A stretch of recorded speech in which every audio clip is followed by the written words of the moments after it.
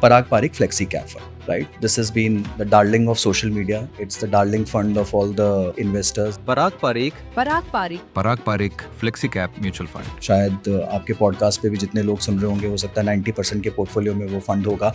Last 2 साल में क्या हुआ है उस फंड का? कुछ भी नहीं। कुछ 23 साल हो गए मुझे इस इंडस्ट्री के अंदर में, क्योंकि हमने बहुत करीबी से देखा कि DIY इन्वेस्टिंग में लोग आ तो जाते हैं। ये एक चक्रव्यूह के जैसा है। महाभारत का जो चक्रव्यूह था जहाँ पर अभिमन्यु अंदर तो चले गए थे, बट वहाँ से बाहर कैसे निकलना है या उसके 7 दरवाजों को पार कैसे करना है वो नहीं समझ पाए। मान लीजिए मार्केट के 25 साल में आपने सिर्फ 15 दिन मिस कर दिए नेहा, तो आपका जो रिटर्न है वो 3 करोड़ से घिरकर 1 करोड़ पर आ जाएगा। और मेरे पास यहाँ पे कुछ कैटेगरीज हैं, आपको बस अपना फेवरेट म्यूचुअल फंड बताना है उस कैटेगरी में, और एक लाइन में क्यों आप उसको अपना फेवरेट म्यूचुअल फंड बोलते हैं वो आप मेंशन करिएगा। सबसे पहला है flexi cap. I don't like the category. I think they are dumb large cap investing funds.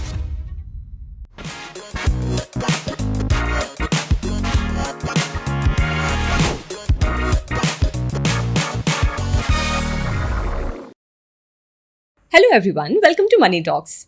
आज का एपिसोड खास है उन लोगों के लिए जो DIY इन्वेस्टिंग करना चाहते हैं या खुद से इन्वेस्टिंग कर रहे हैं। आज के एपिसोड में हमारे साथ है मोहित गांग, को founder and CEO of money front. वो पिछले 15-20 सालों से HNI इन्वेस्टर्स और अल्ट्रा HNI इन्वेस्टर्स का पोर्टफोलियो मैनेज कर रहे हैं। HSBC और सिटी बैंक जैसे ग्लोबल फाइनेंशियल इंस्टीट्यूशंस के साथ काम करने के बाद उन्होंने मनी फ्रंट की शुरुआत की। Welcome to Money Talks Mohit. Thank you so much Neha, thank you. तो आप इतने सालों से अल्ट्रा HNI इन्वेस्टर्स के पोर्टफोलियो मैनेज करते हैं, पर जब हम DIY इन्वेस्टिंग की बात करते हैं तो आपके दिमाग में सबसे पहली चीज़ क्या आती है? What do you think about it? जी देखिए, कुछ 23 साल हो गए मुझे इस इंडस्ट्री के अंदर में काम करते हुए, एंड मैंने सब तरह के इन्वेस्टमेंट्स को बहुत करीबी से देखा है।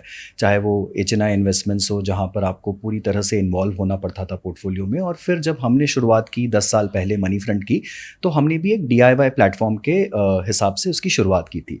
पर देखते ही देखते हमने उसका स्वरूप बदल दिया और उसको हमने एक HNI बेस्ड एडवाइजरी फर्म में तब्दील कर दिया। अब ऐसा हमने क्यों किया? ऐसा सिर्फ इसलिए किया नेहा क्योंकि हमने बहुत करीबी से देखा कि DIY इन्वेस्टिंग में लोग आ तो जाते हैं। ये एक चक्रव्यूह के जैसा है। महाभारत का जो चक्रव्यूह था जहाँ पर अभिमन्यु अंदर तो चले गए थे, बट वहाँ से बाहर कैसे निकलना है या उसके 7 दरवाज़ों को पार कैसे करना है वो नहीं समझ पाए, राइट? तो DIY इन्वेस्टिंग घुसना बहुत आसान है। आपके पास में फ्रिक्शनलेस ऐप्स मौजूद है, पूरे कंट्री में बहुत ज़्यादा बोलबाला है इन ऐप्स का। आप क्विकली रजिस्टर होके KYC करके 2 मिनट के अंदर में अपना इन्वेस्टमेंट का जर्नी शुरू कर सकते हैं। तो आप एंट्री तो बहुत आसानी से ले लेंगे, वो आपको लिस्ट भी बहुत आसानी से दे देंगे कि कहाँ पर क्या करना चाहिए, कौन से पिछले साल के टॉप परफॉर्मर्स हैं, क्या अच्छा चल रहा है, क्या बुरा चल रहा है, और आप शायद उसको देख के निवेश भी कर देंगे।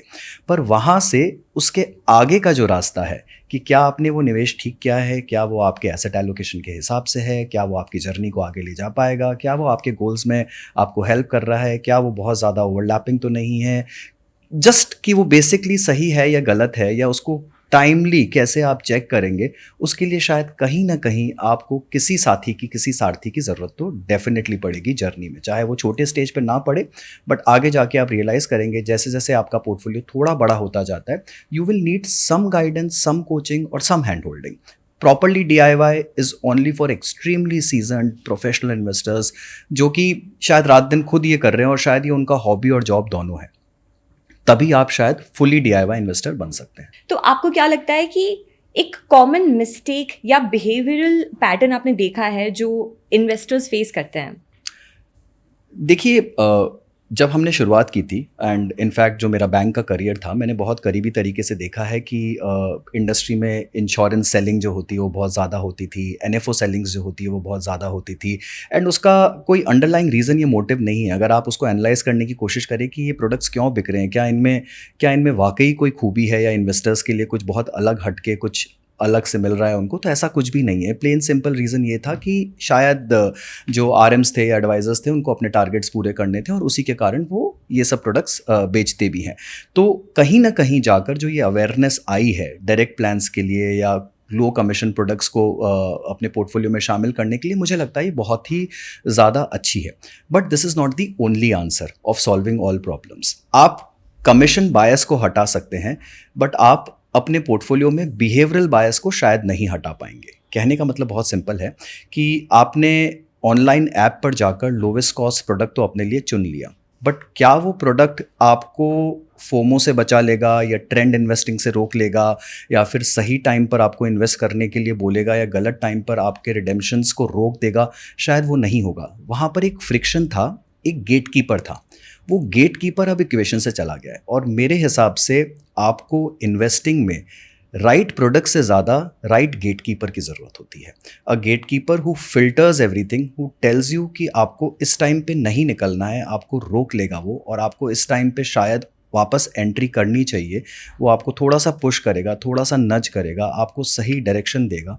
अगर वो गेटकीपर हट जाता है तो what happens typically is a DIY investor will go on the app, fiddle around, see some analytics, और वहीं पर वो खेलने लग जाएगा। वो एक ट्रेंड में आकर कुछ हाई परफॉर्मिंग फंड्स ले लेगा, एक ट्रेंड में आकर उसको लगेगा कि मार्केट एकदम से गिर रहा है, कोई न्यूज़ फ्लो आया है, कोई नज आया है डिजिटली, एंड वो बेच देगा। तो ये जो फ्रीक्वेंट चर्निंग है वो आपके पोर्टफोलियो में बढ़ जाएगी और उसके चलते आपके जो कॉस्ट है वो उतने ज़्यादा बढ़ जाएंगे जितना शायद आपने सोचा भी नहीं था। जो आप कमीशन बायस को हटा के बचाने की कोशिश कर रहे थे, हो सकता है कहीं ना कहीं 1-1.5% का आपका लॉस जो है वो फ्रीक्वेंट चर्निंग में चला जाए। उसके ऊपर में टैक्सेस एंड दूसरी चीज़ें, एग्जिट इम्प्लीकेशंस एंड ऑल, अगर वो सब मिलाएंगे तो the cost of this behavioral thing is much higher than the savings which you do from the commission. So I think a proper healthy mix is absolutely required when you go for a DIY investing kind of a thing. Make sense, क्योंकि देखा जाए तो direct investing बहुत ही लगता है कि आसान है, इजी है, इजी टू एक्सेस है, बट मिस्टेक्स भी उसके साथ काफ़ी बढ़ रही हैं, राइट? एंड 2020 के बाद, कोविड के बाद, जो 2021 से 2024 का जो दौर था, इसमें जो मिड कैप और स्मॉल कैप्स में जो इन्फ्लोज बढ़े, डीमैट अकाउंट्स जिस हिसाब से ओपन हुए, आई एम श्योर बहुत सारे इन्वेस्टर्स ने बहुत बड़ी बड़ी मिस्टेक्स की हैं। उस समय पे एक्सपर्ट्स ये कह रहे थे कि जो सिचुएशन थी उसके हिसाब से कि जल्दी कोई करेक्शन आने वाला है, Absolutely. जो कि इन्वेस्टर्स समझ नहीं पाए और जिसकी वजह से उनको काफ़ी भारी नुकसान सहना पड़ा। तो आप कोई एग्जाम्पल के तौर पे बता सकते हैं कि कोई ऐसे फंड्स जो काफ़ी ज़्यादा नुकसान पहुंचाए इन्वेस्टर्स को? एब्सोल्युटली। तो देखिए, मैं फ़ंड्स के नाम लिए बिना आपको कुछ एग्जाम्पल्स देता हूँ, और जैसा कि मैंने कहा कि हम दोनों ही तरह की प्रैक्टिस रन करते हैं। We have a DIY thing and we have an advisory setup जहाँ पर we do proper hand holding. तो हमारे पर्सनल एक्सपीरियंस में 2024 में Neha, in fact around March April, I don't remember exactly, but SEBI ने खुद ने एक वार्निंग इशू किया था सेइंग कि स्मॉल कैप्स में फ्रॉड बहुत बढ़ गया है मार्केट में। उन्होंने वहाँ पर स्ट्रेस टेस्टिंग इन्वॉल्व किया स्मॉल कैप फंड्स का, और उन्होंने काफ़ी सारे लिक्विडिटी ड्रिवन रेस्ट्रिक्शंस और दूसरी चीज़ें भी इम्प्लीमेंट की। तो that was a tacit warning from SEBI कि यहाँ पर फ्रॉड बढ़ रहा है। बट आप देख रहे थे उस टाइम पे month on month SIP flows small और मिड कैप में बढ़ते जा रहे थे। इनफैक्ट इस हद तक कि मिड कैप इंडेक्स का वैल्यूएशन अराउंड सितंबर ऑफ 2024 बढ़कर कुछ 40 टाइम्स के ऊपर चला गया था। It was a clear case कि यहाँ पर बहुत ज़्यादा फ्रॉड हो गया है। Similar was the story with small cap index, valuations almost 30 के ऊपर चले गए थे, 32 के ऊपर शायद, राइट? तो बहुत ही क्लियर केस बन रहा था कि यहाँ पर एक फ्रॉड बन रहा है, एक बबल बन रहा है। And suddenly the correction started happening from 2025 start. And अगर आप देखेंगे तो फर्स्ट क्वार्टर इटसेल्फ में mid small cap index were down almost 30% तो एक जो आपका जमाया पैसा था वो कहीं ना कहीं उस फ्रॉड में उड़ गया था। बट हो क्या रहा था, जो भी DIY इन्वेस्टर्स थे मोस्टली, या जो ऐप ड्रिवन बिहेवियर पे ज़्यादा बिलीव कर रहे थे, वहाँ पर उनको पास्ट परफॉर्मेंसेस, 1 साल 2 साल के परफॉर्मेंसेस 40% 30% CAGR पे दिख रहे थे सारे फंड्स के, राइट? तो बहुत आसान होता है किसी के लिए भी जाकर उसको क्लिक कर देना कि अरे 40% रिटर्न बन रहा है, मैं इसको क्यों नहीं लेता हूँ अपने पोर्टफोलियो। एंड इंक्रीमेंटली जो SIP फ्लोज थे इन कैटेगरीज में वो बढ़ते जा रहे थे, right? And then the crash happened and mid small actually पूरा 1 साल अगर आप देखें, फ्रॉम सितंबर 24 टू ऑलमोस्ट 2025 के एंड तक उन्होंने कोई रिटर्न नहीं दिया किसी इन्वेस्टर्स को। अगर आप वहाँ पर फिर भी डिसिप्लिन तरीके से SIP कर रहे थे तो शायद आपका पोर्टफोलियो थोड़ा प्रोटेक्ट हो गया। बट अगर आपने फोमो में आकर लार्ज लमसम इन्वेस्टमेंट्स कर दिए थे उस दौरान में, which is 2024 and, then you are still in losses. आपने शायद वो लॉसेस अभी भी रिकवर नहीं किए। So that is one classic example. The second example, which I thought was even more relevant, was the ferocious rally in silver. Now, this is very close to our heart because we were closely involved in this entire thing. September, October, November के आसपास we clearly gave a call to our investors कि silver is looking extremely attractive from these levels. We should get into this metal trend, and हमने वहाँ पर silver में अपने निवेशकों को निवेश भी करवाया, right?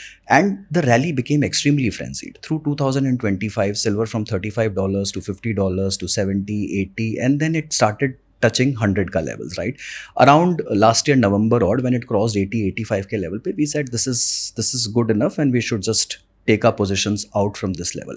But we saw there were many DIY investors at that level who were still wanting to invest. At $8,500 they were making an entry in silver, and we were shouting at the top of our lungs saying ki boss, this is not the right level. It can be stupid or absurd for a very long while and you will never know कि ये right fundamental level इसका क्या है, but this doesn't justify this kind of a rally from $35 to $100 is absolutely insane rally, right? But obviously investors are investors. They were looking at 100% returns in last 1 year, and there were many investors in my knowledge who just entered into silver at the start of this year, which is around January, when silver was almost hitting $120 odd dollars. Peak level पे आपने silver में invest किया, and today silver stands at around sub $60.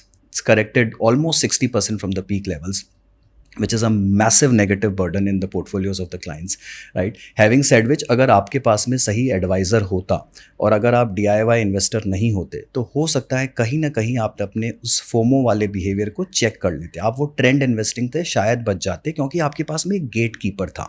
आप उस gate keeper के through जा रहे थे, वो आपको गेट पर ही रोक कर पूछता कि आप क्यों करना चाह रहे हैं, what is the reason, Are you really sure? Will you hold it for 5 years? Or are you looking for a 10-20% upside? आप किस ऑब्जेक्टिव से इन्वेस्ट कर रहे हैं? अगर आप सही तरह से उन क्वेश्चंस को आंसर कर देते तो शायद हो सकता है आप ही दोबारा सोच लेते कि क्या $100 पे सिल्वर पे इन्वेस्ट करना सही था।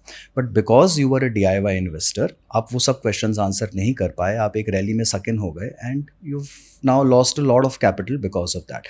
So ऐसे बहुत सारे एग्जाम्पल्स हैं, इंटरनेशनल इन्वेस्टिंग में ऐसे एग्जाम्पल्स हमको अब देखने में मिल रहे हैं। So I am not saying one stream is wrong और वन स्ट्रीम इज़ राइट। दुनिया में कुछ भी ब्लैक एंड वाइट नहीं है, there is always a shade of grey. I am still a very big believer कि अगर आप इसको अपनी हॉबी के साथ में स्किल और प्रोफेशन दोनों बना सकते हैं, if you can be completely involve and check your behavioural biases, then yes DIY is great because it saves you a lot of cost. But if you can't, then you need एक सारथी। आपको एक रथ चलाने वाला, चाहे आसान शब्दों में बोलूं तो आपको एक महाभारत में अर्जुन को भी भगवान श्री कृष्ण की ज़रूरत थी। ऐसा नहीं था कि उनके पास में वेपन्स नहीं थे, उनको समझ नहीं थी युद्ध की, उनको आता नहीं था या उनको कुछ पता नहीं था कौरवों की क्या स्ट्रेंथ्स हैं या वीकनेसेस है, but he still needed someone to guide him through the entire war. तो ऐसे ही आप DIY बन के रह सकते हैं, बट आपको एक अच्छे सलाहकार की, एडवाइज़र की कहीं ना कहीं ज़रूरत पड़ेगी। तो इट इज़ ऑलवेज एडवाइजेबल कि कहीं साथ में आप एक प्लानर को या एक एडवाइज़र को ज़रूर रखें जो कि आपको डायरेक्शन दे पाए। समझ गई। इस पे हम बाद में आएंगे कि कैसे अगर कोई DIY इन्वेस्टिंग करना चाहता है तो सही तरीके से कैसे करे, वो ज़रूर हम आपसे जानेंगे। बट मान लीजिए अगर आज के डेट में किसी को इन्वेस्टिंग शुरू करनी है, ठीक है, वो पहली बार इन्वेस्ट करने के बारे में सोच रहा है, तो क्या उसे बड़ी कंपनीज जैसे HDFC, रिलायंस में इन्वेस्ट करना चाहिए या फिर शुरुआती दौर में लार्ज कैप या फ्लेक्सी कैप फंड को प्रेफर करना चाहिए? देखिए अगेन मैं वापस शायद it is more repetitive in nature, but आप एक या दो स्टॉक डेफिनेटली ले सकते हैं, राइट? कोई ख़राबी नहीं है। आपको लग रहा है HDFC बैंक, ICICI बैंक बहुत अच्छे स्टॉक्स हैं, लार्ज कैप्स हैं, ब्लू चिप्स हैं, सालों साल चलेंगे, तो डेफिनेटली आप रखिए। बट ये एक आपका साइड हसल हो गया, ये आपका एक साइड किक हो गया, ये आपको थ्रिल दे देगा, आपको थोड़ा सा जॉय दे देगा, आपको एक थोड़ा कॉन्फिडेंस भी देगा कि मैंने अपने हिसाब से अपने 2 स्टॉक सेलेक्ट करके लिए हैं। But this is not your portfolio. ये आपका पोर्टफोलियो नहीं बना रहा है, ये आपको 1 या 2 आइटम्स आपके घर में ला के दे रहा है। क्या आप इसको आप घर में 1 या 2 शो पीस आपको लगता है लाके मैं लगा दूंगा, बट क्या उससे आपके पूरे घर को एक थीम मिल रही है? क्या वो पूरा घर एक अच्छे फॉर्मेट में आ गया? नहीं। तो उसके लिए आपको एक पोर्टफोलियो की ज़रूरत पड़ेगी। पोर्टफोलियो आपका तभी बनेगा जब आप किसी फंड को अपने पोर्टफोलियो में चुनेंगे as a first time investor. I am not talking of an advance mature investor. As a first time investor जब मैं एक फ्लेक्सी कैप फंड लेता हूँ तो मुझे एक पूरा पोर्टफोलियो, एक बास्केट मिल रहा है। मुझे पूरा मार्केट कैप मिल रहा है, मुझे large caps, mid caps, small caps मिल रहे हैं, मुझे timely stock selection, sectoral selection मिल रहा है, मुझे एक फंड मैनेजर की एक्सपर्टीज़ मिल रही है, मुझे एक इन्वेस्टिंग स्टाइल मिल रही है, चाहे वो वैल्यू हो, मोमेंटम हो, क्वालिटी हो, ग्रोथ हो, मुझे एक पूरा बुके मिल रहा है। बट जब मैं सिर्फ 2 स्टॉक ले रहा हूँ तो मुझे भी नहीं पता कि मैं क्या चीज़ ले रहा हूँ। क्या मैं मार्केट में मोमेंटम ले रहा हूँ, क्या मैं मार्केट में ग्रोथ खरीद रहा हूँ, क्या मार्केट में कैश फ्लोज ले रहा हूँ, या मैं डिविडेंड्स लेना चाह रहा हूँ उन स्टॉक्स के जरिए, मैं क्या ले रहा हूँ मुझे नहीं पता। मुझे सिर्फ इतना पता है कि मुझे 2 स्टॉक्स अच्छे लगते हैं और मैं लेना चाहता हूँ। That's not reason enough for you to invest. You can invest in a good bouquet of 8 to 10 stocks अगर आप पूरी तरह से उन 8-10 स्टॉक्स को रिसर्च कर उन पे आप नज़र रख सकते हैं। As I said, you can make it a hobby plus skill. आप वो दोनों अगर उसको बना सकते हैं तो yes definitely by all means go ahead and buy those good quality 8-10 names which you can give it to your next generation, definitely. And किस सिचुएशंस में स्टॉक पिकिंग समझदारी कहला सकती है, या फिर किन सिचुएशंस में वो फेल हो सकता है? Like is there anything specific that you can mention? देखिए, ये सब हाइंडसाइट में ही आप बोल पाएंगे कि ये समझदारी थी या फेल था, राइट। इन्फोसिस अगर आप लेकर बैठे थे पिछले 10 सालों से तो वो समझदारी थी, अगर आप लेकर बैठे हैं पिछले 2 सालों से तो हो सकता है वो बेवकूफ़ी हो। But again as I said, there is no black and white. Investments are always in the shade, they come in the shades of grey, right. तो अगर आप उसको टाइमली चेक नहीं कर रहे हैं, there are 2 types of risk. एक होता है मार्केट का रिस्क और एक होता है बिजनेस का रिस्क। अगर आपको लग रहा है कि मार्केट का रिस्क है, जो आपको समझ रहा है कि ये मार्केट ने इसको री रेट कर दिया है, डी रेट कर दिया है, या there is a certain theme which is not playing out, it is a cycle, शायद हो सकता है अभी PSUs चल रहे हैं और प्राइवेट बैंक्स नहीं चल रहे हैं, बट ये सिक्लिकल है। ऐसा नहीं है कि प्राइवेट बैंक्स में कोई खराबी है इस देश में, right. They are very good franchises but वो नहीं चल रहे हैं, पिछले 1 साल से PSUs चल रहे हैं।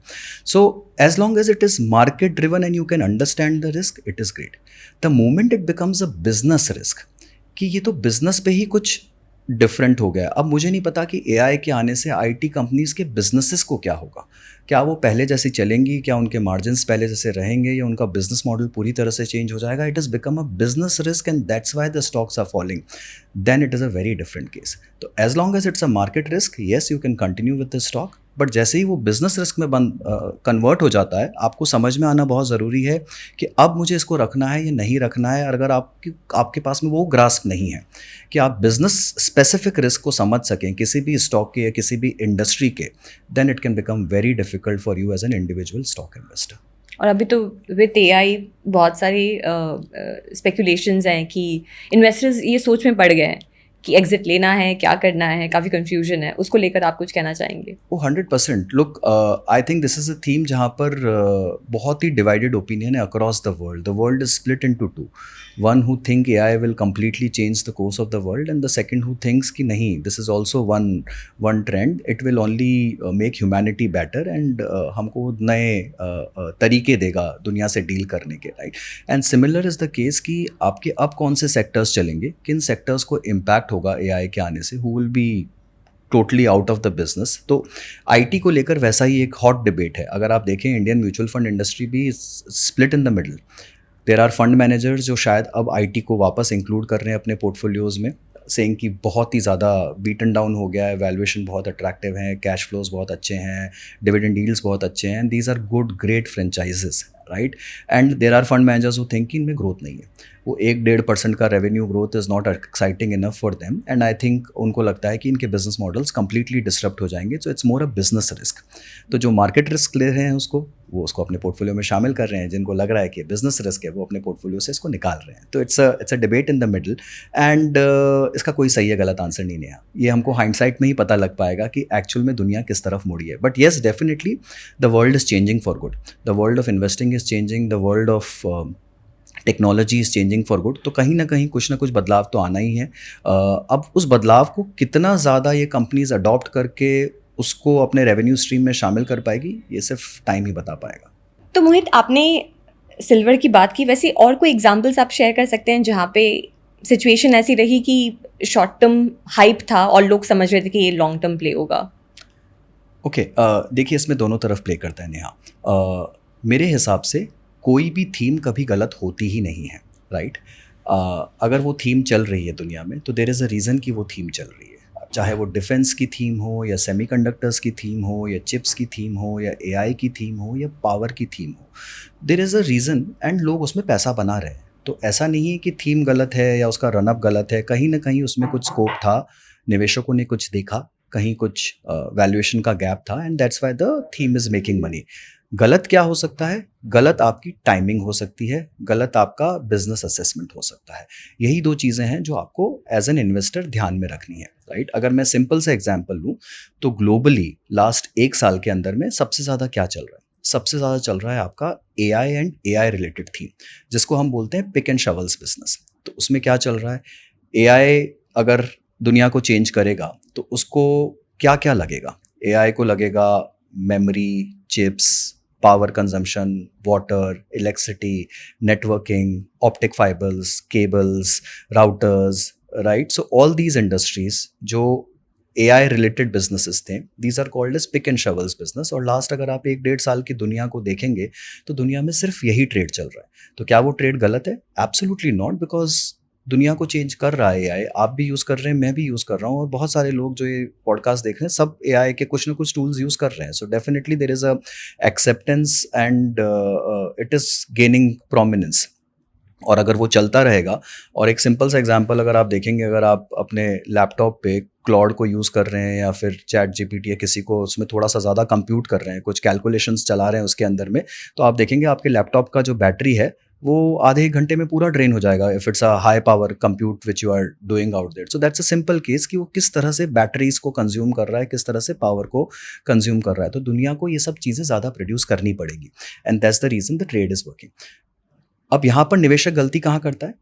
निवेशकों ने ये चीज़ बहुत जगह सुन ली है, देख ली है, समझ ली है। उनको लग रहा है कि उनको ये नहीं पता कि क्या ये सही टाइम है एनवीडिया में एंट्री लेने का या माइक्रोन में एंट्री लेने का। उनको लग रहा है कि मुझे एआई थीम को कैप्चर करना है, इसके लिए मुझे यूएस मार्केट में अकाउंट खोलना पड़ेगा और मुझे जाकर यूएस में इन्वेस्ट करना पड़ेगा।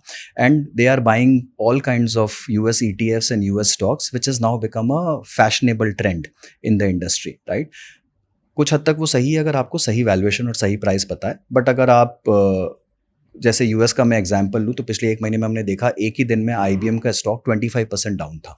One simple piece of news आपको शायद समझेगा भी नहीं, आप सुबह उठेंगे आपको पता लगेगा कि रात को IBM का स्टॉक 25% नीचे गिर गया, 1/4 of the market cap wiped off. Why? Because उनका जो प्रोजेक्शंस था या उन्होंने जो कमेंट्री दिया वो शायद इतना फेवरेबल नहीं था। Simple reasons, but US markets can be very very brutal. Similarly there are investors जो जाके अब सैमसंग में इन्वेस्ट कर रहे हैं, SK हाइंक्स में इन्वेस्ट कर रहे हैं या कोरियन मार्केट्स में इन्वेस्ट कर रहे हैं, जबकि वो मार्केट पिछले 2 साल से 100% रिटर्न ऑलरेडी दे चुका है और आपको लग रहा है कि वो आने वाले साल में भी ऐसा देगा। आप बहुत लकी हो सकते हैं, शायद वो आपको दे दे, बट चांसेस आर कि वो नहीं देगा। कहीं ना कहीं ये एसेट क्लासेस फ्लिप कर जाएंगी, कहीं ना कहीं दुनिया में कोई नई थीम आ जाएंगी and these themes will rotate. So theme गलत नहीं थी, आपका timing, business entry is something where you can lose tons of money if you're not very careful. So that's the only reason why I say कि DIY can give you the theme, can give you the trend very nicely. आपको वो trend दिखा देगा अपने screen पे आपको सारा information available है, एनालिसिस अवेलेबल है, स्क्रीनर्स अवेलेबल है, एनालिटिक्स आपको सब मिल जाएगा। आपको नहीं मिलेगा बिहेवियरल चेक। बाकी आपको स्क्रीन उस स्टॉक तक ला के खड़ा कर देगा कि ये सबसे अच्छा चल रहा है, बट उसके आगे का जो बिहेवियरल चेक है वो तो आप ही को लाना पड़ेगा या फिर आपके एडवाइजर्स को आपको देना पड़ेगा।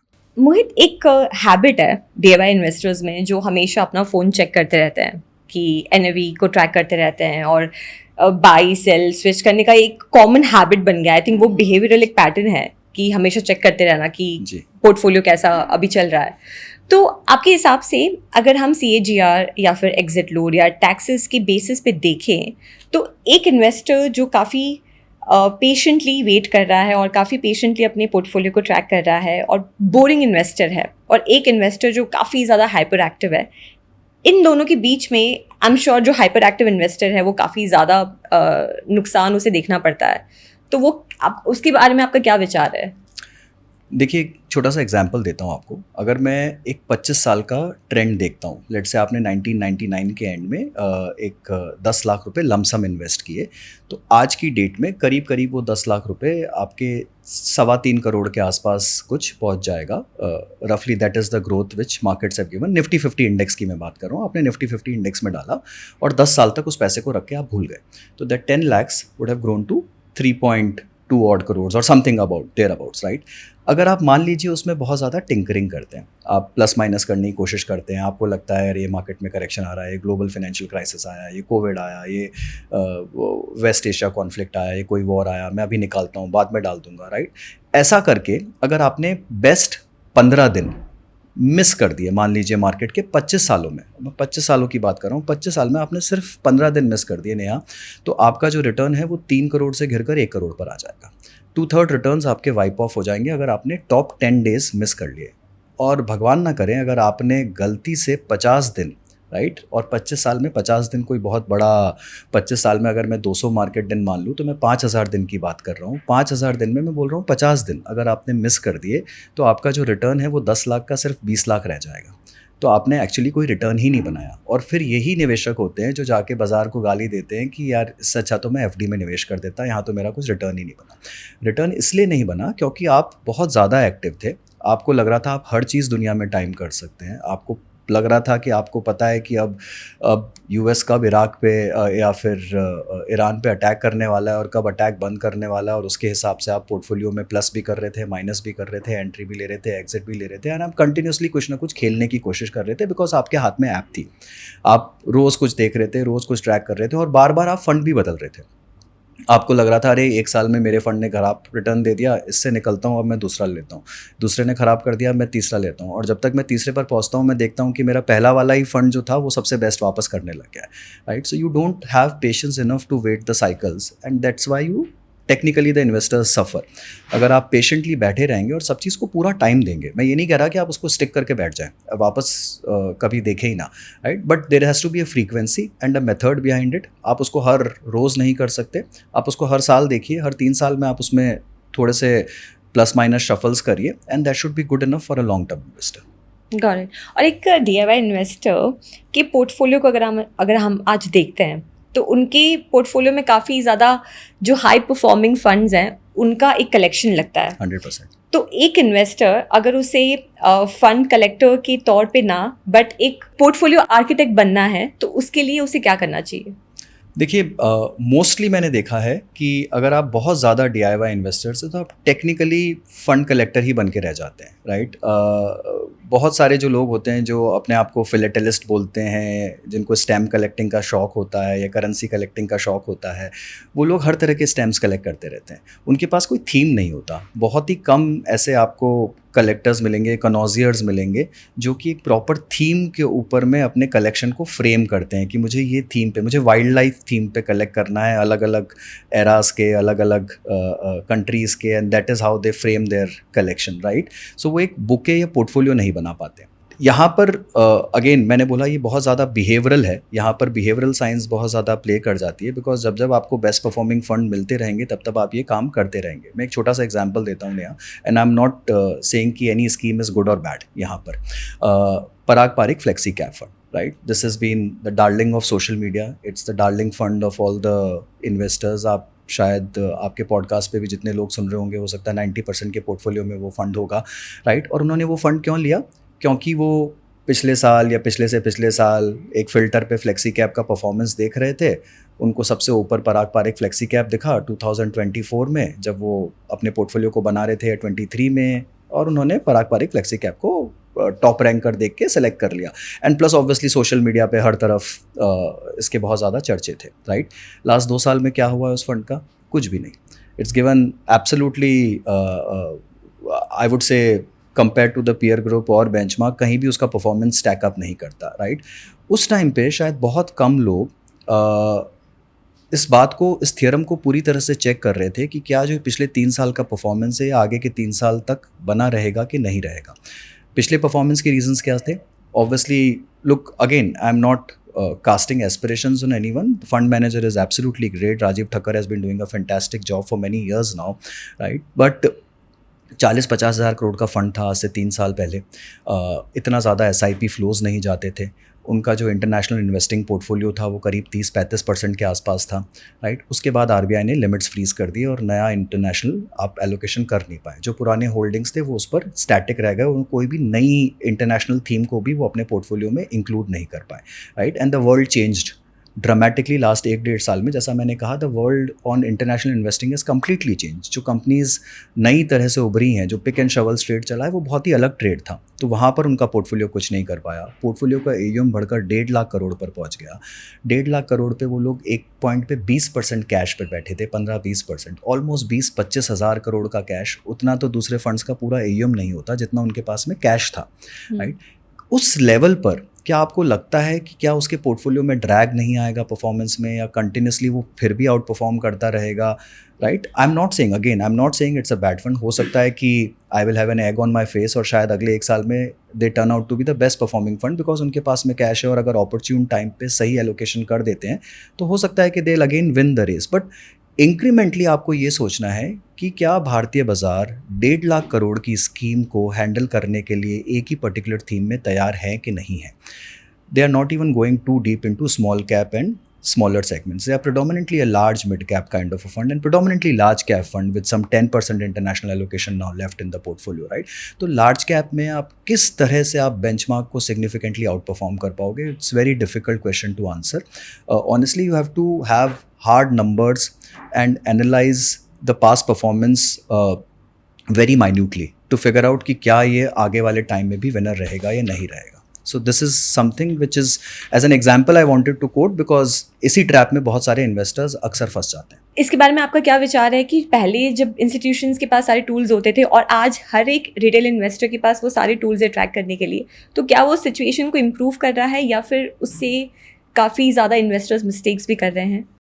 देखिए, इम्प्रूवमेंट तो है ही डेफिनेटली। जो इन्फॉर्मेशन एसिमेट्री थी वो काफ़ी हद तक ख़त्म हो गई है। एंड मीनिंग टू से कि जो स्क्रीनर्स होते थे या जो एनालिसिस होता था, आज अगर आप किसी भी नॉर्मल से इन्वेस्टर को भी पूछेंगे कि बता दीजिए मुझे लार्ज कैप में 50,000 करोड़ के ऊपर की मार्केट कैप कंपनीज़ में किसका P15 से नीचे चल रहा है, वो क्विकली अपने स्क्रीन पर फिल्टर डाल के आपको 10 नाम दे देंगे, right? So that information asymmetry has kind of ended और उसके डीप लेवल्स ऑफ रिसर्च बहुत इजीली अवेलेबल है। सारे टूल्स आपको बहुत इजीली अवेलेबल है, but too much of analysis also leads to a paralysis in your portfolio, right?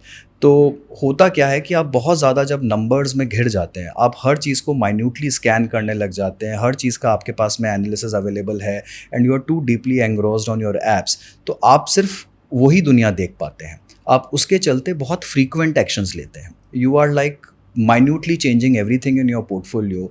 यहाँ पर इसका रेशो बिगड़ गया, आप वहाँ से निकल के दूसरी चीज़ को ले रहे हैं, यहाँ पर उसका AUM ऊपर हो गया, यहाँ पर उसमें ये चेंजेस आ गए, इसका 6 महीने का साल भर का परफॉर्मेंस ख़राब है।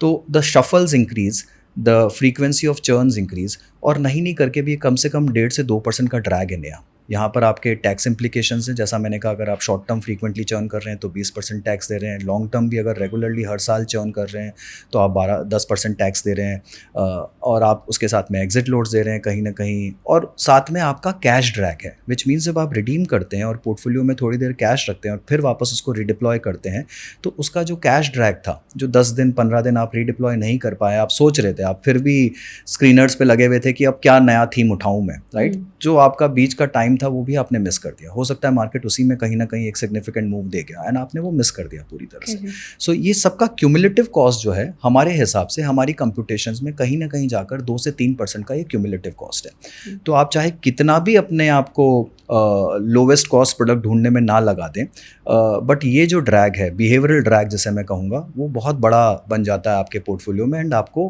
कहीं ना कहीं नुकसान देता है। और DIY इन्वेस्टिंग कम्युनिटी में ऐसी कौन सी बिलीफ है या एक अजम्पशन है जो आप बिल्कुल बिलीव नहीं करते हो, उसके फंडामेंटली आप अगेंस्ट है उसके? देखिए, DIY का जो बेसिक प्रेमाइस है वो है कॉस्ट, ठीक है? आप क्यों DIY कर रहे हैं? आप किस लिए कर रहे हैं? आपको लग रहा है कि मेरा कॉस्ट बचेगा, अदरवाइज तो देयर इज़ नो रीज़न। कोई थ्रिल के लिए, मज़े के लिए तो नहीं कर रहा। बहुत कम लोग होंगे शायद उनको अच्छा लगता है कि मेरे कंट्रोल में रहे सब कुछ, but you are just doing it for cost. And मुझे लगता है कि सबसे बड़ा प्रेमाइस वहीं पर गलत है, right? And why do I से सो? एक नॉर्मल सा एग्जांपल लेता हूँ। अगर आप DIY इन्वेस्टर हैं और अगर आप गोल्ड या सिल्वर ETF खरीदने जाएंगे या FOF खरीदने जाएंगे मार्केट में, तो आप क्या देखेंगे? आप ये देखेंगे कि भाई मैं डायरेक्ट प्लान ले लेता हूँ, डायरेक्ट प्लान में जो लोवेस्ट कॉस्ट है, बिकॉज ETF है फाइनली, तो वो फिजिकली मेटल्स को बैक कर रहा है, उसमें जितना मेरे को सस्ता कॉस्ट मिल गया वो मेरे लिए अच्छा हो गया, राइट? तो आप देखेंगे कि आपको 30-40 पैसे वाले डायरेक्ट प्लान में FOF मिल जाएंगे या ETF मिल जाएंगे, आप उसको ले लेंगे। बट क्या अगर मैं आपको ये बोलूं कि जो 80 पैसे वाला कॉस्ट वाला फंड था उसके रिटर्न्स 40 पैसे वाले कॉस्ट के फंड से ज़्यादा बेटर थे, अगर आप लास्ट 1-2 साल का ट्रेंड देखोगे तो क्या आप इसको बिलीव कर पाओगे? फाइनली तो दोनों ही अंडरलाइन गोल्ड ले रहे हैं, उसमें तो कोई ऐसा भी नहीं कि स्टॉक्स अलग है या चर्निंग ज़्यादा है या फिर पोर्टफोलियो टर्नओवर कम ज़्यादा हो के आपके कॉस्टिंग में फ़र्क पड़ रहा है, वो भी नहीं है, right? So then why is that happening? Because there are too many things at play here. It's not as simple कि सिर्फ कॉस्ट कम करने से मेरा रिटर्न अच्छा हो जाएगा, वो इतना आसान नहीं है. वहाँ पर क्या लिक्विडिटी है, क्या AUM है, आपका AP पीछे आपको किस तरह से कोट्स दे रहा है, आपके प्लेटफॉर्म पे कितना वॉल्यूम ट्रेड हो रहा है आपके ETF में, आप किस तरह से लिक्विडिटी को मैनेज कर रहे हो, आपका ट्रैकिंग एरर या ट्रैकिंग डिफरेंस क्या है, which is a very very big thing. Similarly not just gold and silver, आप दूसरा कोई भी पैसिव फंड उठा लीजिए, कोई भी ETF उठा लीजिए, it's not just the cost play, it is a play of liquidity, AUM and tracking difference, which is very complex game. Industry में पैसिव्स मैनेज करने का जो कैलिबर कह लीजिए या टैलेंट कह लीजिए वो बहुत कम है. समझता सबको है कि लोवेस्ट कॉस्ट जाना है मुझे, बट उससे सिर्फ आपकी प्रॉब्लम सॉल्व नहीं हो रही है. आपके पास में इंडेक्स फंड निफ्टी 50 का 6 पैसे 8 पैसे में भी मिल जाएगा, बट मैनी टाइम्स आप देखेंगे कि 15-20 पैसे वाला कॉस्ट वाला जो फंड है वो बेटर परफॉर्म कर रहा है उनसे, just because the overall management is much better. So the biggest myth कि लोवेस्ट कॉस्ट है तो वो बढ़िया है, my senses that's the biggest myth buster. Cost आपका थर्ड या फोर्थ गेट है, आपका पहला गेट है, right? Okay, just to maybe expand this more, लोग हमारे पास क्यों आते हैं नया? Why do people come to us, right? People मुझसे प्रोडक्ट लेने नहीं आ रहे. अगर आप मेरे पास जाएंगे या किसी और के पास जाएंगे तो हो सकता है कि मैं आपको बंधन फ्लेक्सी कैप दे दूँ, कोई आपको पराग पारिक फ्लेक्सी कैप दे दे, कोई आपको ईडलवाइज फ्लेक्सी कैप दे दे, कोई ICICI फ्लेक्सी कैप दे दे, कोई HDFC फ्लेक्सी कैप. क्या किसी में बहुत ज़्यादा गलत या बहुत ज़्यादा सही है? नहीं है, सब ठीक है. आप कोई एक फंड एक क्वार्टर अच्छा कर रहा है, कोई दूसरा अच्छा कर रहा है, तो what is the reason for coming to me? The reason for coming to me is not the product selection. Product selection तो मैं आपको कम बेशी ठीक ठाक दे ही दूंगा. आपके पास कोई आएगा तो आप भी दे देंगे, मेरे पास कोई आएगा तो मैं भी दे दूंगा. मेरा काम क्या है? मैं 3 लेवल पे गेट कीपर हूँ. मैं पहला गेट कीपर हूँ कि मैं आपके लिए एसेट एलोकेशन करके दूंगा, यानी मैं आपको बताऊंगा कि आपको कितना डेट, कितना इक्विटी, कितना कमोडिटीज़, कितना दूसरी चीज़ें अपने पोर्टफोलियो में रखना है, इंटरनेशनल रखना है, नहीं रखना है, और कब उस एसेट एलोकेशन को ट्वीक करना है. मेरा दूसरा रोल क्या है? मैं आपके फ्रिक्शन को कम करूंगा, मैं आपके लिए गेट कीपर बन जाऊंगा. मैं आपको उस टाइम पे रोकूंगा जब आप पैनिक में आके रिडीम करना चाह रहे हैं, आपको लग रहा है दुनिया ख़त्म हो रही है, अभी निकल जाना चाहिए, और मैं शायद आपको उस टाइम पे नच करूंगा जब आपको लग रहा है दुनिया तो ख़त्म हो गई है, मुझे अपना पैसा निकाल देना चाहिए. तब मैं आपको बोलूँगा कि आप डालिए, right? And third level of optimisation which I will do is I will solve complexity for you. बहुत आसान है फंस जाना कि मुझे AIF करना है, PMS करना है, SIF करना है, या फिर मेरे ऑपरेशनल कॉम्प्लेक्सिटीज़ हो सकते हैं, नॉमिनेशंस के, ट्रांसमिशंस के, KYC वैलिडेशंस के, राइट? तो मैं आपके लिए उस कॉम्प्लेक्सिटी को ईज ऑफ करूँगा. मेरा रोल ये है. Product selection is just part of anyone's game. वो तो हर कोई कर रहा है आपके लिए, वो तो वैल्यू रिसर्च और मॉर्निंग स्टार भी आपको दे रहे हैं, मनी कंट्रोल भी दे रहा है, आप जाके निकाल लेंगे तो आप बहुत ज़्यादा गलत नहीं हो सकते.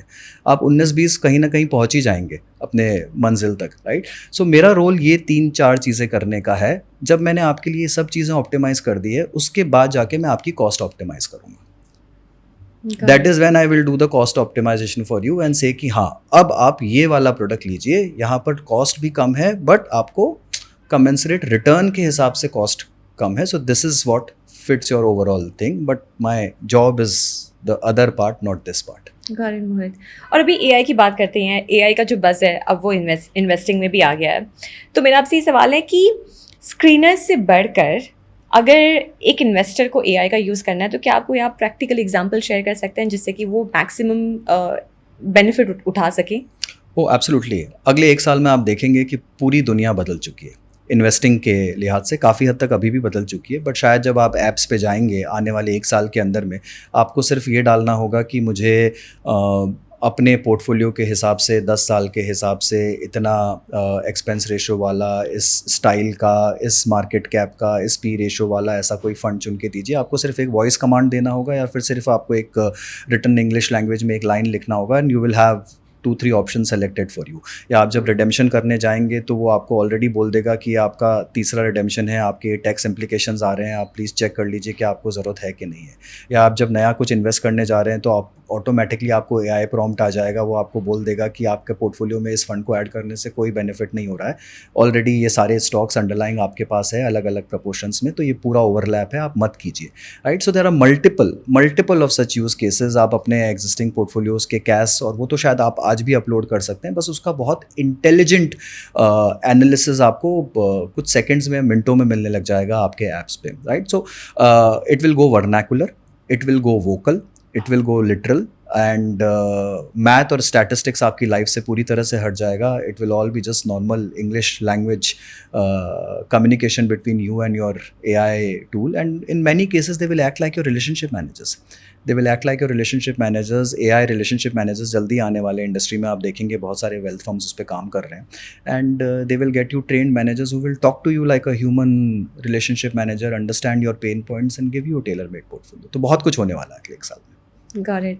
और अगर कोई एक नॉन नेगोशिएबल हैबिट जो आप हमारे इन्वेस्टर्स को सजेस्ट करना चाहोगे कि आने वाले 15-20 साल तक वो उसे फॉलो करते रहें, चाहे मार्केट कंडीशंस कुछ भी हो?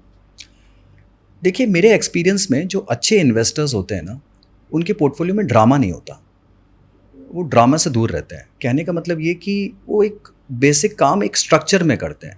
मुझे अपने पोर्टफोलियो में 80% कोर स्ट्रैटेजिक पोर्टफोलियो चलाना है जो लॉन्ग टर्म है मेरे आने वाले जनरेशंस के लिए, तो मैं उसको वैसे चलाऊंगा, और 20% जो है वो मेरा कसिनो मनी है, वो मेरा टैक्टिकल, और वो तब जब मैं उस स्टेज पे पहुंच चुका हूँ कि मुझे उस 20 से कुछ लेना देना नहीं है। It can very well go down to zero. It will not impact my lifestyle. It will not even disturb my one day of sleep, right? तो वो मेरा जो ड्रामा है जितना, वो मेरा उस 20 रुपये में फोल्ड हो जाएगा। जो भी मुझे एक्स्ट्रा करिकुलर प्रोडक्ट्स करने हैं, मुझे कोई एग्जॉटिक स्ट्रक्चर में इन्वेस्ट करना है, मुझे कहीं कुछ अच्छा AIF लेना है, या मुझे कुछ इंटरनेशनल इन्वेस्टिंग में कोई नया थीम पकड़ना है, right. But bulk of the time the 80% of the portfolio is normal boring portfolio which we will call a social portfolio, जो कि आप सोशल पार्टीज़ में डिस्कस भी नहीं कर सकते। आप सिर्फ ड्रामा को डिस्कस कर सकते हो। आप ये बता सकते हो कि यार मैंने ये थीम में इन्वेस्ट किया, आज मैंने AI का ये बिजनेस दे लिया, मैंने माइक्रॉन में इन्वेस्ट किया था, देखो कहाँ चला गया स्टॉक या क्या हो गया, right. So that gives you a nice thrill, it gives you a kick. आप बात करोगे, आपको अच्छा लगेगा, सुनने वाले को और भी अच्छा लगेगा, अरे यार ये क्या क्या कर रहा है, राइट।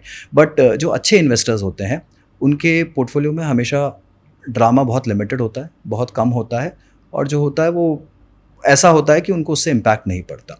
तो आने वाले टाइम में मुझे लगता है कि जो the world the way it is shaping, conflicts, escalations, रोज़ का ऊपर नीचे, कहीं ना कहीं every piece of news is sensitized, it's becoming larger than life, and it is impacting portfolio also in a much greater magnitude than it always use to do. Themes are changing very fast, कभी defence चल रहा है, कभी PSU चल रहा है, कभी कोई ग्रोथ चल रहा है, कभी क्वालिटी चल रहा है। सो आपको समझ, कभी न्यू एज टेक चल रहा है, आपको समझ ही नहीं आ रहा कितना फास्ट रोटेशंस हो रहे हैं, right. So as long as आप एक स्टेडी पाथ को कंटिन्यू कर रहे हैं, जो आपका 80-70% पोर्टफोलियो है, उसके साथ में आप ज़्यादा छेड़खानी नहीं कर रहे हैं, you will always be in very very good hands. बाकी जो आपको करना है अगले 20%-30% पोर्टफोलियो में करिए। और आज से 10-15 साल पीछे जाकर अगर आप मोहित को कोई एडवाइस दे पाते बस एक लाइन में, तो वो क्या होती? किसी भी चीज़ से फिक्सेटेड मत हो जाओ। And I had this bad habit initial years of my career. I think after 10-15 years of my banking job, I became fixated with few thoughts. मुझे लगने लगा था कि शायद gold, silver are waste of investments. Gold specifically, I had huge arguments with my mom on that कि non-interest bearing asset है, इसका कोई usefulness नहीं है, waste है, inflation के बराबर ही return देता है, आपको सिर्फ कुछ मिलेगा नहीं इससे। And I think over a period of time, my views on the commodity allocations have changed dramatically in last 5-7 years, I would say.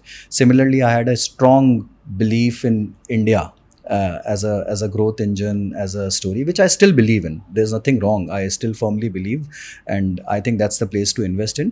But I was dead against international investing. मुझे नहीं लगता था कि बाहर के मार्केट्स में आपको कोई बहुत ज़्यादा रिटर्न्स मिल सकता है। Emerging market will always give you a better fillip because nominal growths यहाँ पर ज़्यादा होते हैं, so on and so forth. Like advanced economies will always grow at that advanced rates, but I think that theorem also had got busted, and last 4 years I would say, post COVID, maybe my views have dramatically changed on that thing also. So now I more so believe in हमेशा asset allocation and portfolio allocation की theorem में believe करता था, but I think few of these hard coded views and now I have also started to believe that there is nothing permanent in this world.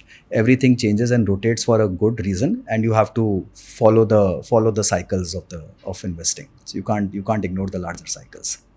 Correct. और मेरे पास यहाँ पे कुछ categories हैं. आपको बस अपना फेवरेट म्यूचुअल फंड बताना है उस कैटेगरी में, और एक लाइन में क्यों आप उसको अपना फेवरेट म्यूचुअल फंड बोलते हैं वो आप मेंशन करिएगा. सबसे पहला है flexi cap. I don't like the category. I think they are dumb large cap investing funds. I would rather go for a multi cap fund, and I would go for a Nippon or a Kotak multi cap fund there. Hybrid, good age old themes, either a Pru ICICI Balanced Advantage or an HDFC Balanced Advantage. New age SIF, hybrid SIFs. Large cap? Index.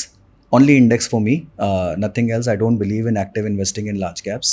So it has to be a Nifty 100 or a Nifty 50, Nifty Next 50 combination. Mid cap? Mid cap is a wide basket. It could be Invesco mid cap. I really like Tahir Badshah core philosophy, investing style, extremely consistent, very, very good long-term track record. So yeah, I like the overall fund house and him as a CIO. Large and mid cap? Tough choice between let's say an HDFC or a Mirai or an Invesco. All three, it keeps flipping across this one. But if you have a proper large and a mid cap allocation, you typically don't need a large and mid cap fund separately. But if you are going, I would go with an HDFC large and mid. And small cap? Keeps changing, keeps rotating, but from a long-term perspective, Bandhan small cap. I like the fund manager. I like the AUM, the size, the nice allocations, and the way they have been moving within sectors out there. So that's my choice. और अभी last सवाल, SIP को ध्यान में रखते हुए आपके हिसाब से सबसे वर्स्ट म्यूचुअल फंड और सबसे बेस्ट म्यूचुअल फंड कौन सा है? हाँ, ओके. इसमें स्कीम नहीं हो सकती है, इसमें कैटेगरीज वर्स्ट या बेस्ट हो सकती है. मुझे लगता है best category for an SIP would be any large cap index fund. I think that's the best category. वो आप सालों तक कंटिन्यू कर सकते हो. In fact what I do is for my daughter I have a very fixed habit कि ये एक SIP मेरा लार्ज कैप का है, निफ्टी में जाता रहेगा for 10 years, 20 years, 50 years. She can continue when she grows up, she can take it out from there and she can redeem it from there. उसमें कुछ सोचना ही नहीं है किसी को. It's a no brainer, it's a blind investment. आप कर सकते हैं, आप फर्मली बिलीव कर सकते हैं कि भाई निफ्टी 50 का SIP मेरा गलत नहीं जाएगा, and that is what I closely believe in कि उसको ट्रैक करने की जरूरत नहीं है, वो चलता रहेगा. एक SIP जो शायद मैं कभी नहीं करूँगा is any kind of a sectoral theme, right. So मैं कभी भी बैंकिंग में या IT में या फार्मा में मैं SIP नहीं करूँगा, because to me these are cycles, they have to be played very smartly and very very timely. उसमें आप लमसम एंट्री लीजिए या ठीक है 1-2-3 महीने का आप थोड़ा सा टाइमिंग करके एंट्री लीजिए, एंड उसी टाइमिंग के साथ आप उसमें से बाहर भी निकलिए. वहाँ SIP का कोई मतलब नहीं होता. Okay, Mohit, thank you so much for joining us today. It was lovely speaking to you today. And I think आपने जो भी insights share किए हैं वो हमारे viewers के लिए बहुत helpful होंगे. Thank you so much, Neha. Always a pleasure. Thanks. Thank you.